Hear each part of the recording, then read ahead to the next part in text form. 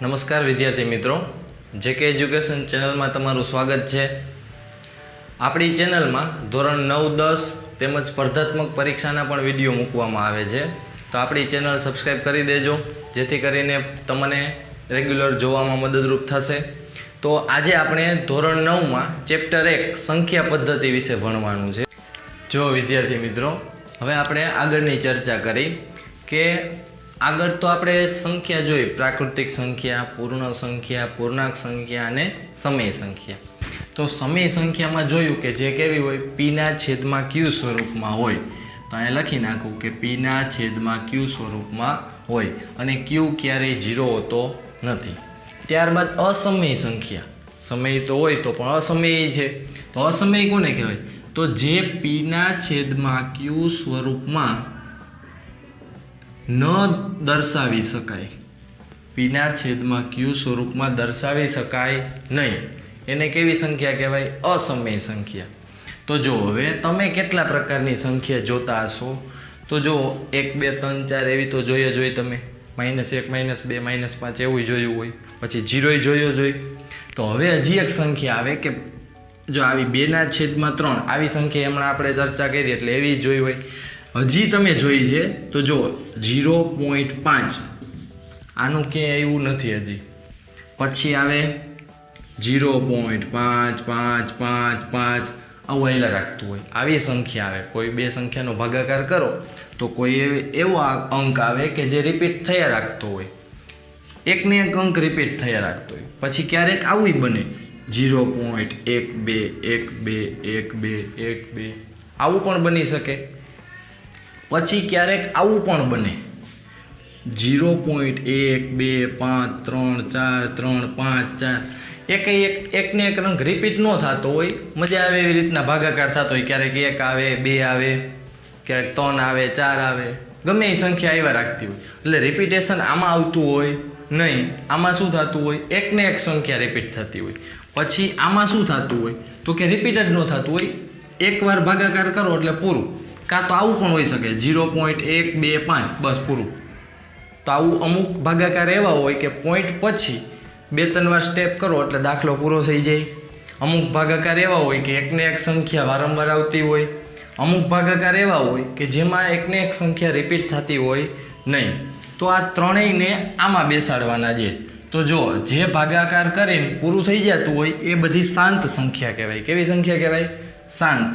તો જો હું ઉદાહરણ આપી શકું કે 0.5 આ એના ઉદાહરણ છે, પછી લખી શકું કે 0.125 જો આમાં ભાગાકાર કરશો એટલે શેષ શૂન્ય આવી જતી હોય। કેવી આવી જતી હોય? શેષ શૂન્ય। તો અહીં લખી નાખું કે શેષ કેવી આવવી જોઈએ? શૂન્ય આવે, એને કેવી કહેવાય? શાંત સંખ્યા કહેવાય। કેવી કહેવાય? શાંત। હાલો, એના પછી જે અનંત આવૃત, અનંત જો નામ ઉપરથી જ આપણને ખબર પડી જાય, અનંત એટલે કે એકને એક સંખ્યા વારંવાર આવતી હોય। તો આના પણ એક્ઝામ્પલ આપી શકું કે 0.5555। જો હવે આને એક નવું શીખી કે આવું જ્યારે રિપીટ થતું હોય, જે અંક રિપીટ થતો હોય તેને 0.512 કહેવાય। શું કહેવાય? 0.512। આને આપણે આવું પણ કહી શકાય। હવે તમને એમ થાય તો મારે 0.1212 આવું આવતું હોય, એને મારે શું કહેવાય? તો આને તમે લખી શકો કે 0.12 બેયની ઉપર લીટો, તો આને શું વચાય? 0.1212। જો કે 13 હોય તો 0.1312, ટૂંકમાં ઉપર લીટો છે એને શું વચાય? 12 વચાય। ચાલો, હવે એના પછીની સંખ્યા હતી કે જે રિપીટ ક્યારેય થતી જ ન હોય, ગમે એ ભાગાકાર કરો એટલે ભાગાકાર ચાલુ ને ચાલુ રહે। તો એવી જે સંખ્યા છે એને કહેવાય અનંત અનાવૃત સંખ્યા કહેવાય। કેવી કહેવાય? અનંત અનાવૃત। ચાલો આપણે આના એક્ઝામ્પલ જોયા અનંત અનાવૃતના। નામ શું છે? અસમય સંખ્યા કહેવાય કે જે સંખ્યાનું આ પાછી સંખ્યા એવી છે કે જેને અંશ અને છેદ સ્વરૂપે દર્શાવી શકાય નહીં, તો એવી સંખ્યાને કેવી સંખ્યા કહેવાય? અનંત અનાવૃત। આપણે એક્ઝામ્પલ દ્વારા સમજીએ, 3 જોઈ લઈએ। જો એક્ઝામ્પલ દ્વારા હું એમ લખું કે 1/2, તો તમે જો 1/2 લખું તો આનો ભાગાકાર કરો તો 1/2 ભાગ હાલે નહીં, તો અહીંયા 0 મૂકવો પડે, અહીંયા 0 ને અહીંયા પોઈન્ટ, તો 2 પંચા 10, જો શેષ કેવી થઈ ગઈ 0, જો શેષ 0 થઈ ગઈ ને ઉપર આવ્યું 0.5, તો જો 0.5 આવ્યું તો એવી સંખ્યાને કેવી સંખ્યા કહેવાય? શાંત સંખ્યા કહેવાય. કેવી સંખ્યા કહેવાય? શાંત સંખ્યા. ચાલો એના પછી અનંત આવૃતનું એક ઉદાહરણ જોઈ. 2/3, હવે 2/3, તો ભાગ હાલે નહીં તો અહીંયા શું મૂકવું પડે? 0, અને ઉપર આપણે 0 પોઈન્ટ. હવે 3ના ઘડિયામાં 20 ક્યારે આવે? તો કે 3 6 18, શેષ કેટલી વધે? 2, તો હજી એક 0 મૂકી શકો. 3 6 18, આવી રીતે 0 2, વળી 0 આવે, વળી 3 6 18, તો આવી રીતે 0.666 આવું તમારે ચાલ્યા જ રાખશે. આની શેષ ક્યારેય શૂન્ય થશે નહીં. તો આવું 0.6666 એવું આવ્યા રાખતું હોય એને કેવી સંખ્યા કહેવાય? અનંત આવૃત. કેવી સંખ્યા કહેવાય? અનંત આવૃત. તો હવે આપણે એમ થાય કે અનંત અનાવૃત કોને કહેવાય? જો આના એક્ઝામ્પલ જોઈએ તો આપણે એક તો સંખ્યા જોઈ કે ભાઈ 0. કોઈ પણ સંખ્યા રિપીટ ન થતી હોય, ગમે તે સંખ્યા આવતી હોય અને અનંત સુધી આવ્યા રાખતી. એવું નહીં કે ચારે પૂરું થઈ જાય. પૂરું થઈ જાય તો કેમાં આવત એ સંખ્યા? શાંતમાં આવત. કેમાં આવત? શાંતમાં. તો અનંત અનાવૃતમાં શું આવે? તો જો હજી એક એક્ઝામ્પલ લઉં કે વર્ગમૂળમાં 2, તો તમને એમ થાય સાહેબ આની કિંમત તો 1.41 છે. ના, આની કિંમત એક્ઝેક્ટ 1.41 નથી. આના પછી પણ કંઈક આવ્યા રાખે છે અને જે સંખ્યા રિપીટ થતી નથી પણ અનંત સુધી વિસ્તરેલી છે. ભાગાકાર કરો તો શેષ શૂન્ય ન આવે અને ઉપર બધું અંક બદલાતા રહે છે. એટલે આ વર્ગમૂળમાં 2, વર્ગમૂળમાં 3, વર્ગમૂળમાં 5 આવી કોઈ પણ સંખ્યા હોય એ બધી સંખ્યા કેમાં આવે? અનંત અનાવૃતમાં. જો બાળકો આ બધું તમે લખી નાખજો. સમય સંખ્યા એના 2 પ્રકાર, એના એક્ઝામ્પલ. અસમય સંખ્યા એનો પ્રકાર અનંત અનાવૃત અને એના 3 એક્ઝામ્પલ લખી નાખજો. ચાલો હવે જોવાનું છે સમય સંખ્યા. તમને 2 સમય સંખ્યા આપેલી હોય અને વચ્ચેની સમય સંખ્યા કેમ શોધવી? દાખલા તરીકે તમને આવું કીધું હોય કે 1/2 અને 3/2, આ બે વચ્ચેની સમય સંખ્યા કેમ શોધવી? તમને આમ કહે કે ભાઈ 2 અને 5ની વચ્ચેની સંખ્યા કયો? તો 2 અને 5ની વચ્ચે શું આવે? તો કે 3 અને 4. આ મળી ગઈ. પણ હવે આવું હોય અંશ છેદવાળું, એમાં આપણને ખબર પડતી નથી. તો ચાલો આપણે એના ગુણધર્મ જોઈએ. કઈ રીતે આપણે 2 સમય સંખ્યા વચ્ચેની સમય સંખ્યા મેળવી શકીએ. ચાલો હવે આપણે જોવાનું છે 2 સમય સંખ્યા વચ્ચેની સમય સંખ્યા કેમ શોધવી. તો જો એના મેં 2 નિયમ લખી દીધા છે તમને. તમે પહેલાં તો વિડીયો પોઝ કરીને 2 નિયમ લખી નાખજો. પછી હું જેમ કરાવું એમ જોતું જવાનું. તમારી બુકમાં કઈ રીતના છે એ ચેક કરતા જવાનું. ચાલો પહેલો નિયમ શું કહે છે કે કોઈ 2 સંખ્યા a અને b, જો મેં ધારી લીધેલી છે. ધારો કે 2 સંખ્યા a અને b હોય. તમને એમ થાય કે મારે a અને b નથી લેવું, મારે 1 અને 2 રાખવું છે. 1 અને 2 રાખો, એમાં કાંઈ ફેર પડે નહીં. હાલો હવે 2 સંખ્યા a અને b ની સરેરાશ લેતા તેમની વચ્ચેની સંખ્યા મળે. એટલે કે a અને b હોય તો a વત્તા b ના છેદમાં શું કરી નાખવાનું? 2. હવે જો આપણે હમણાં શું ધાર્યું તમે? 1 અને 2. તો મારે આ વચ્ચેની સંખ્યા કેમ શોધવી? આના વચ્ચે તો કાંઈ આવે જ નહીં. તોય મળે. જો કઈ રીતના કરવાનું? 1 વત્તા 2 ના છેદમાં 2. તો 2 વત્તા 1 કેટલા થાય? 3 છેદમાં 2. તો આ 3 ના છેદમાં 2 છે એ આના વચ્ચેની સંખ્યા કહેવાય. તો જો હું કઈ રીતે લખી શકું? તો પહેલાં કઈ આવે? 1, પછી શું આવે? તો 3 ના છેદમાં 2, એના પછી શું આવે? તો 2. હવે તમને થાય કે મારે આ 2 વચ્ચેની સંખ્યા જોતી હોય તો પણ આવી જ રીતના સરેરાશ લઈને તમે કરી શકો. જો કઈ રીતે ગણવાનું? 1 વત્તા આ 2 વચ્ચેની જોઈ છે ને, તો આ 2નો સરવાળો કરવાનો. 1 વત્તા 3 ના છેદમાં 2 આખાના છેદમાં 2. સરેરાશ લેવાની એટલે છેદમાં 2 મૂકવા ફરજિયાત છે. હાલો હવે આમાં લસા કઈ રીતના લેવાનું? તો જો 2 એકા 2 વત્તા 3 છેદમાં આ 2 ના છેદમાં 2 આવી જાય એટલે અહીંયા 2 અને આખાના છેદમાં 2. હવે અંશનો છેદ ક્યાં જાય? છેદમાં. તો જો 3 ને 2 5 છેદમાં આ નીચે વયો જાય એટલે 2 ગુણ્યા 2. આ 2 તો હતા જ એટલે 2 દુ 4 એટલે કે 5 ના છેદમાં 4. આ 2 વચ્ચેની સંખ્યા કેટલી છે? 5 ના છેદમાં 4. હવે હું કેમ લખીશ? 1 5 ના છેદમાં 4, પછી 3 ના છેદમાં 2 અને પછી આવે 2. આવા દાખલા હોય કે 2 વચ્ચેની સંખ્યા શોધો, સમય સંખ્યા, તો શું કરવાનું? સરેરાશ કરીને પણ તમે સમય સંખ્યા મેળવી શકો. બીજો નિયમ છે કે સમય સંખ્યા a અને b ના છેદ સરખા કરવાના. તો આ શું છેદ સરખા કરવાના? નવું કાંઈ નથી, લસા લેવાનો. છેદ સરખા થઈ જાય એટલે 2 વચ્ચેની સમય સંખ્યા મેળવી શકાય. જો હાલો એના પણ એક્ઝામ્પલ આપણે લઈ લઈ.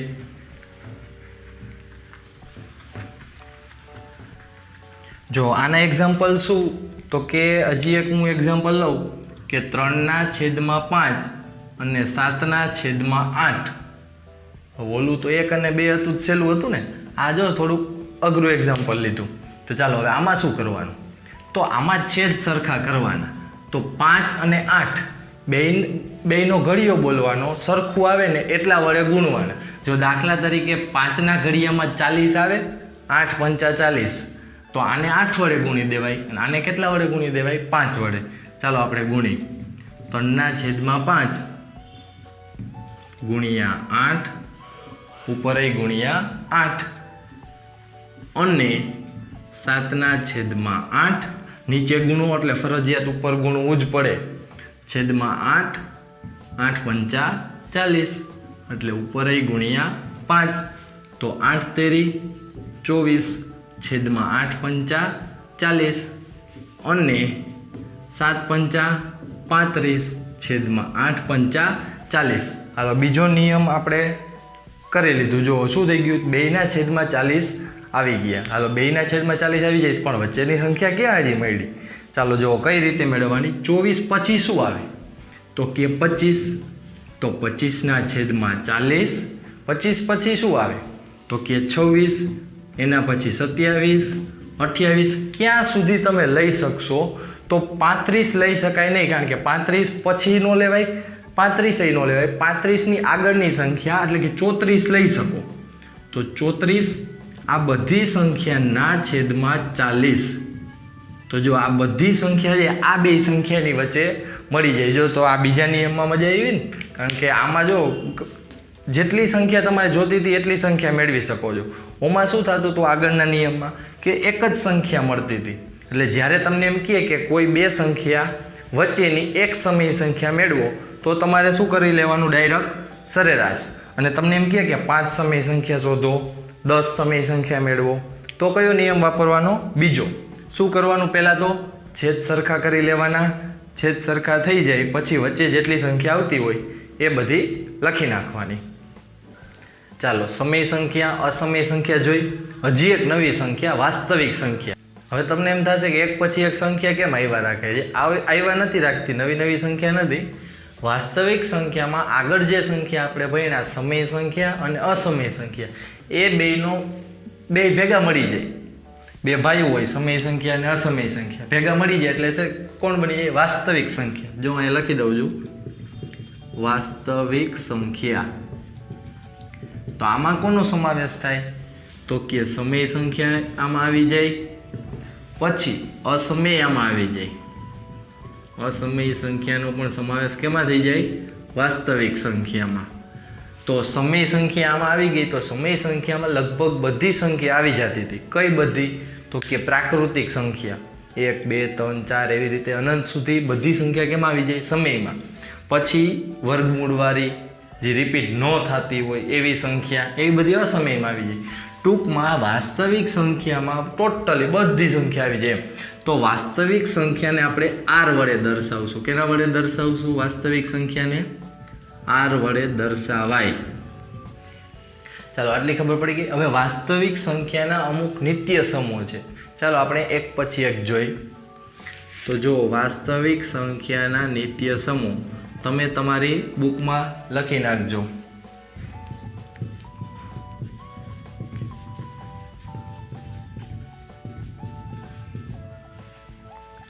એમાં પેલું નિત્ય સમ છે કે જ્યારે વર્ગમૂળમાં a અને b, તો આપણે એમ થાય a અને b શું છે?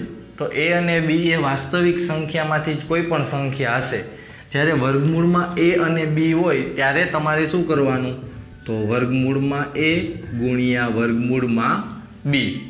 ચાલો આનું આપણે એક્ઝામ્પલ એક જોઈ લઈ કે વર્ગમૂળમાં એ બી એટલે શું? આમાં કે ABCDના ગુણાકાર ભાગાકાર હોય, ABCDના ન હોય, અંક જોઈએ. જો કઈ રીતના, દાખલા તરીકે વર્ગમૂળમાં છે 5 ગુણ્યા 3. જો આવી કોઈ પણ સંખ્યા હોય એ બી એટલે એ બંને પોતે ગુણાકારમાં છે. કેમાં છે?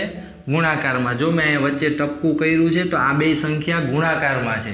તો જો અહીંયા હોય વર્ગમૂળમાં 5 ગુણ્યા 3, તો તમે શું લખી શકો કે વર્ગમૂળમાં 5 ગુણ્યા વર્ગમૂળમાં 3. જો તમારે આમ અલગ કરવું હોય તો કરી શકો, અને જો અલગ હોય અને ભેગવા કરવા હોય તો પણ કરી શકો. કેટલા થાય? 5 ગુણ્યા 3 એટલે 15. કેટલા થાય? વર્ગમૂળમાં 15.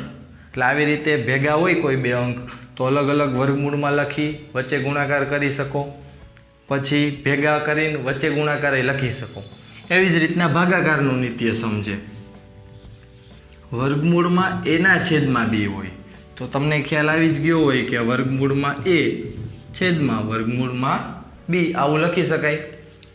તો આનું એક્ઝામ્પલ આવી રીતે ભાગાકાર રીતે જોઈ શકાય. ચાલો એના પછી હજી એક ત્રીજું નિત્ય સમજે. કાઉસમાં વર્ગમૂળમાં એ વત્તા વર્ગમૂળમાં બી, અને હજી એક છે વર્ગમૂળમાં એ ઓછા વર્ગમૂળમાં બી. આવું ક્યાંક અમુક તમને એવું લાગશે કે જોયેલું છે. જો હું થોડુંક અલગ લખું, એ વત્તા બી અને એ ઓછા બી. આવું ક્યાંક સૂત્ર ભણ્યા જો નિત્યસમ 8મામાં.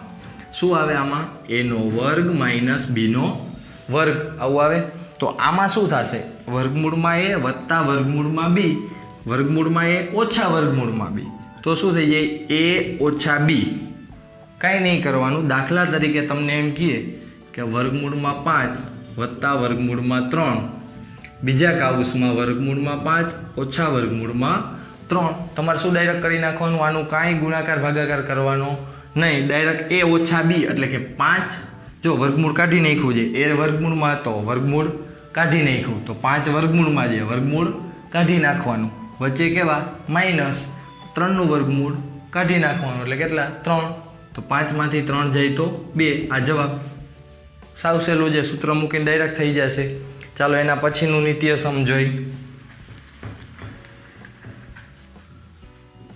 ચાલો એના પછીનું નિત્ય સમજે. આ જો તફાવતવાળું સૂત્ર હતું. હજી એક એવું બીજું સૂત્ર છે, વર્ગમૂળમાં એ વત્તા વર્ગમૂળમાં બી આખાનો વર્ગ. આવું સૂત્ર પણ આવી ગયું છે 8મામાં. તો આમાં શું થાય? તો એ, કારણ કે વર્ગમૂળનો વર્ગ એટલે આ ઉડી જાય એટલે એ વત્તા 2 વર્ગમૂળમાં એ બી વત્તા બી. આ જે પ્લસવાળું આવું ને આવું માઇનસમાં આવે તો આની જેમ જ છે. તો જો વર્ગમૂળમાં એ ઓછા વર્ગમૂળમાં બી આખાનો વર્ગ બરાબર એ માઇનસ 2√ab પ્લસ બી. ચાલો આ થઈ જાય. તો આવી રીતના પ્લસ માઇનસ અને તફાવતના 3 સૂત્ર આવડી જાય. ચાલો હજી એક નવું સૂત્ર આવતું તમને યાદ હોય તો x વત્તા એ અને x વત્તા બી. આવા કંઈક સૂત્ર આવતું હતું. એમાં શું કરતા હતા? તો x² વત્તા કાઉસમાં a વત્તા બી ગુણ્યા x વત્તા ab. આ સૂત્ર યાદ હશે, 8મામાં આવી ગયું છે એટલે. ચાલો હવે એવું જ આમાં વાસ્તવિક સંખ્યામાં આવે તો કઈ રીતના આવે? તો જુઓ, વર્ગમૂળમાં a વત્તા વર્ગમૂળમાં બી, બીજા કાઉસમાં વર્ગમૂળમાં c વત્તા વર્ગમૂળમાં d. જો તો આમાં કઈ રીતના આવશે? તો જો આનો ગુણાકાર આની સાથે એટલે થાય વર્ગમૂળમાં ac. આ ગુણાકાર કર્યો, પાછો એનો ને એનો ગુણાકાર d સાથે, તો શું થાય? વર્ગમૂળમાં a ગુણ્યા વર્ગમૂળમાં d એટલે વર્ગમૂળમાં a d. પછી શું થાય? b નો ગુણાકાર c સાથે એટલે આવી રીતે. તો હજી વત્તા કરી વર્ગમૂળમાં bc, હજી b નો ગુણાકાર d સાથે તો વત્તા કરી વર્ગમૂળમાં bd. આ એના પછીનું નિત્ય સમજે.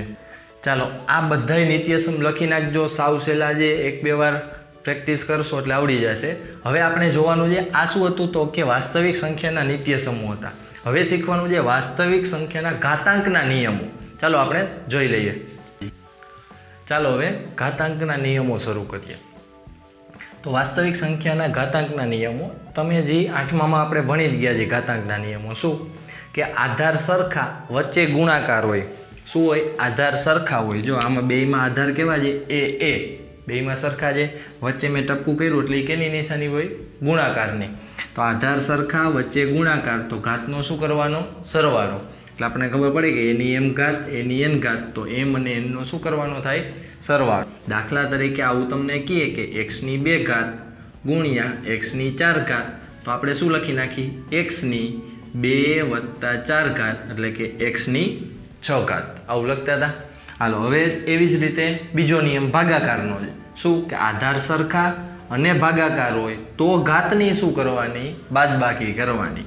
આવો જ નિયમ લખી નાખી કે એક્સની 4 ઘાત છેદમાં એક્સની 2 ઘાત બરાબર એક્સની 4 ઘાત શું કરવાનું છે? બાદબાકી. એટલે 4માંથી 2 શું કરવાના?